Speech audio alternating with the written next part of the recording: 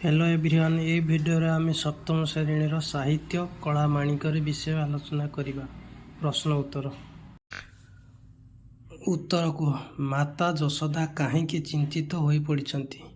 कृष्ण काननरू फेरिबा विलंब करिबारु माता यशोदा चिंतित हो पड़ती।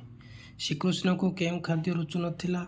श्रीकृष्ण को गोटिका अधाम और सर आदि चकित रुचु नथिला। यशोदा निजकू डंकुणी बोली कहीं कहते? यशोदा कृष्ण को गोरुपल बण को पठाई थिबारु निजकू धिक्कार करी डंकुणी बोली कहिसंती। श्रीकृष्ण को पादरे कंटा फुटी जिबारु आशंका माँ को मनरे कहीं सृष्टि होईछि। श्रीकृष्ण बण को जिबा बेले साथी रे कोठौ नै नथिले।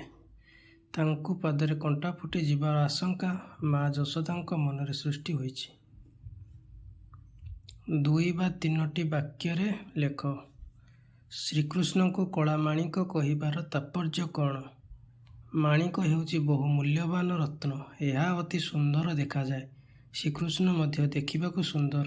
ଯଶୋଦାଙ୍କ ପାଇଁ ସେ ଥିଲେ ମାଣିକ ତୁଲ୍ୟ ମୂଲ୍ୟବାନ। ସାଧାରଣତଃ ମାଣିକର ରଙ୍ଗ ଲାଲ, ମାତ୍ର ଶ୍ରୀକୃଷ୍ଣଙ୍କର ରଙ୍ଗ କଳା ହୋଇଥିବାରୁ ତାଙ୍କୁ କଳା ମାଣିକ ବୋଲି କହିବା ତାତ୍ପର୍ଯ୍ୟପୂର୍ଣ୍ଣ। ପୁଅର କେଉଁ ସବୁ କାର୍ଯ୍ୟ ମନେ ପକାଇ ମା ଭାଳି ହେଉଛନ୍ତି? ଶ୍ରୀକୃଷ୍ଣଙ୍କର ଅନ୍ଧାରକୁ ଭୟ କରିବା, ଗୋଟିକା ଅଧାମ ଓ ସର ଆଦି ନ ରୁଚିବା, ନାଚି ନାଚି ମାତାଙ୍କୁ ଲହୁଣୀ ଲାଞ୍ଚ ମାଗିବା, ତୋଳି ଧରିଲେ ଯେ ଯଶୋଦାଙ୍କ ଦେହରେ ଗୁଳି ହୋଇଯିବ ଆଦି ଶିଶୁ ସୁନ୍ଦର କାର୍ଯ୍ୟ ମନେ ପକାଇ ମା ଭାଳି ହେଉଛନ୍ତି। ମାଙ୍କର ହୃଦୟତାପ ବିନାଶ କରିବାରେ ଶ୍ରୀକୃଷ୍ଣ ହରିଚନ୍ଦନ ପରିଥିଲେ ବୋଲି କହିବାର କାରଣ କ'ଣ? ଚନ୍ଦନ ହେଉଛି ଶୀତଳ କାରକ। ଗ୍ରୀଷ୍ମ ଋତୁରେ ତାତିରୁ ଉପଶମ ପାଇବା ପାଇଁ ଭଗବାନଙ୍କୁ ଚନ୍ଦନ ଚର୍ଚ୍ଚିତ କରି ଶୀତଳତା ପ୍ରଦାନ କରାଯାଏ। ଯଶୋଦାଙ୍କ ହୃଦୟର ଦୁଃଖ ରୂପକ ତାତିର ଉପଶମ ନିମିତ୍ତ ଶ୍ରୀକୃଷ୍ଣ ହରିଚନ୍ଦନ ପରିଥିଲେ ବୋଲି କୁହାଯାଇଛି। ଶ୍ରୀକୃଷ୍ଣ କିପରି ଯଶୋଦାଙ୍କର ସୁଖର କାରଣ ଥିଲେ? ବୃଦ୍ଧ କାଳରେ ଶ୍ରୀକୃଷ୍ଣ ଯଶୋଦାଙ୍କର ଏକମାତ୍ର ସନ୍ତାନ ଥିଲେ। କୃଷ୍ଣକୁ ପାଇବା ସେ ସମସ୍ତ ଦୁଃଖ ଭୁଲି ଯାଇଥିଲେ। ତେଣୁ ଶ୍ରୀକୃଷ୍ଣ ଯଶୋଦାଙ୍କର ସୁଖର କାରଣ ଥିଲେ।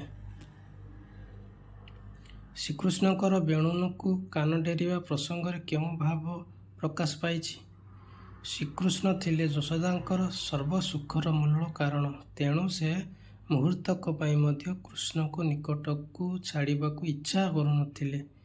ଗୋରୁପଲ ନେଇ ଫେରିବା ବେଳେ କୃଷ୍ଣ ଯେଉଁ ମୁରଲି ବଜାଉଥିଲେ, ଯଶୋଦା ତାହାକୁ କାନ ଡେରି ଶୁଣୁଥିଲେ।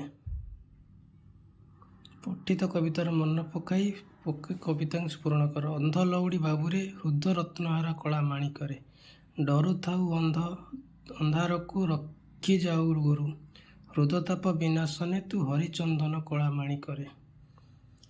ଗୋଟିକ ଅଧାମ ସର ନ ରୁଚେଇ ତତେ, ବନେ କଣ୍ଟା ଲାଗି ହୁଏ ମଧୁ ପାଦ ଚିନ୍ତା କଳା ମାଣିକରେ। ଉକ୍ତ ପଦ୍ୟାଂଶଟି ଅଭିମନ୍ୟୁ ସାମନ୍ତ ସିଂହାରଙ୍କ ରଚିତ କଳା ମାଣିକରେ ଶୀର୍ଷକ ପଦ୍ୟରୁ ଆନିତ। ଉକ୍ତ ପ୍ରସଙ୍ଗରେ କବି ବାଳକ ଶ୍ରୀକୃଷ୍ଣଙ୍କ ପ୍ରତି ମାତା ଯଶୋଦାଙ୍କର ବାତ୍ସଲ୍ୟ ମମତାର ସମ୍ପର୍କରେ ବର୍ଣ୍ଣନା କରିଛନ୍ତି। ବାଳକ ଶ୍ରୀକୃଷ୍ଣ ଗୋଚାରଣ କରିବାକୁ ଯାଇ ଫେରିବାକୁ ବିଳମ୍ବ ହେବାରୁ ମାତା ଯଶୋଦାଙ୍କ ମନ ଅନେକ ଆଶଙ୍କା ଉଦ୍ବେଗରେ ଭରି ଉଠିଛି। ସେ କୃଷ୍ଣଙ୍କର ବାଲ୍ୟ ଚପଳତା ଓ ଡରୁକୁଳା ସ୍ୱଭାବ କଥା ମନେ ପକାଇଛନ୍ତି। ଶ୍ରୀକୃଷ୍ଣଙ୍କୁ ଟେକି ଧରିଲା ବେଳେ ସେ କିପରି ତାଙ୍କ ଦେହରେ ବୋଳି ହୋଇଯାନ୍ତି। ସନ୍ତାନ ଦୁର୍ବଳତା ଦେଖିଲେ ମାଆର ମନ ବିଚଳିତ ହେବା ସ୍ୱାଭାବିକ। ଯଶୋଦାଙ୍କ ମନ ସେଥିପାଇଁ ଦୁଃଖରେ ଭରି ଉଠିଛି। ଉକ୍ତ ପଦ୍ୟଟି ଅଭିମନ୍ୟୁ ସାମନ୍ତ ସିଂହାର ରଚିତ କଳା ମାଣିକର ଶୀର୍ଷକ ପଦ୍ୟରୁ ଆନିତ। ଉକ୍ତ ପ୍ରସଙ୍ଗରେ କବି ଶ୍ରୀକୃଷ୍ଣ ଗୋଷ୍ଠ ବାହୁଡ଼ାରେ ବିଳମ୍ବ ଦେଖି ମାତା ଯଶୋଦାଙ୍କ ବା ବ୍ୟସ୍ତତା ଆଶଙ୍କା ବର୍ଣ୍ଣନା କରାଯାଇଛି। ଶ୍ରୀକୃଷ୍ଣ ପ୍ରତିଦିନ ଗୋଚାରଣରେ ବନକୁ ଯାଆନ୍ତି ଓ ସନ୍ଧ୍ୟା ପୂର୍ବରୁ ଫେରି ଆସନ୍ତି। ଆକସ୍ମିକ ଭାବରେ ଘରକୁ ଫେରିବା ଦିନ ବିଳମ୍ବ ହୋଇଛି। ତେଣୁ ଯଶୋଦାଙ୍କ ମନରେ ବହୁତ ଆଶଙ୍କା ଦେଖାଯାଇଛି। ସେଦିନ ସେ ସଙ୍ଗରେ କଟକ ବା ଛତ୍ର ନେବାକୁ ଭୁଲି ଯାଇଛନ୍ତି। ତେଣୁ ଯଶୋଦା ଭାବୁଛନ୍ତି ହୁଏତ ଫଳରେ ତାଙ୍କ କୋମଳ ପାଦରେ କଣ୍ଟା ଫୁଟି ଶ୍ରୀକୃଷ୍ଣଙ୍କୁ ବହୁତ କଷ୍ଟ ପାଉଥିବେ। ନରମ ପାଦରେ ଉକ୍ତ ବୋହି ସେ ଦୁର୍ବଳ ହୋଇପଡ଼ିଥିବେ। ମଧ୍ୟାହ୍ନ ପ୍ରଖର ସୂର୍ଯ୍ୟ କିରଣ ତାଙ୍କ ଦେହରୁ ବହୁତ ଝାଳ ବୋହିଥିବ କିମ୍ବା କ୍ଳାନ୍ତ ହୋଇ ସେ କୌଣସି ବୃକ୍ଷ ଛାଇରେ ବିଶ୍ରାମ ନେଉଥିବେ। ଜନିତ କାରଣ ହୁଏତ ସେ ଫେରିବାରେ ବିଳମ୍ବ କରିଛନ୍ତି। ବୃଦ୍ଧ କାଳେ ତୁ ମୋହର ଏକଇ ନନ୍ଦନ, ହୃଦତାପ ବିନାଶନେ ତୁ ହରିଚନ୍ଦନ। ନିଶାରେ ମାତିବାର ଶୁଭୁଛି ଶ୍ରୁତିକି ମୁଁ ଡଙ୍କୁଣି ଛାଡ଼ିଦେଲି ବନକୁ କାହିଁକି? ଶ୍ରୀକୃଷ୍ଣଙ୍କ ଉଦ୍ଦେଶ୍ୟରେ ଜନନୀ ଯଶୋଦା ସମ୍ବୋଧନ କରି ଡାକିଥିବା ନାମଗୁଡ଼ିକ ହେଲା କଳାମାଣିକ, ନିଧନ, ଶଙ୍ଖାଳୀ, ଦରିଦ୍ର ପସରା, ଅନ୍ଧ ଲଉଡ଼ି, ହୃଦରତ୍ନହାର, ଜୀବନ ନୟନ ପ୍ରତିମା, ହରିଚନ୍ଦନ। ନିଧନ ଶଙ୍ଖାଳୀ ମୋର ଦରିଦ୍ର ପସରା, ଧନହୀନ ଦରିଦ୍ର। ବୃଦ୍ଧକାଳେ ତୁ ମୋହର ଏକୋଇ ନନ୍ଦନ ପୁଅ ପୁତ୍ର। ଗୋଟିକାଦଂଶର ନରୁଚି ତତେ ଦୁଗ୍ଧ ରାବିଡ଼ି। ବନେ କଣ୍ଟା ଲାଗି ହୁଏ ମୃଦୁ ପାତଳିତା ନରମ କୋମଳ। ବାର ବାରୁଥିବା ଜିନ୍ଦନ ପୁନି ବାରଣ କରୁଥାଇ। ବେଶ ଅଧିକ ବେଶଧାରୀ।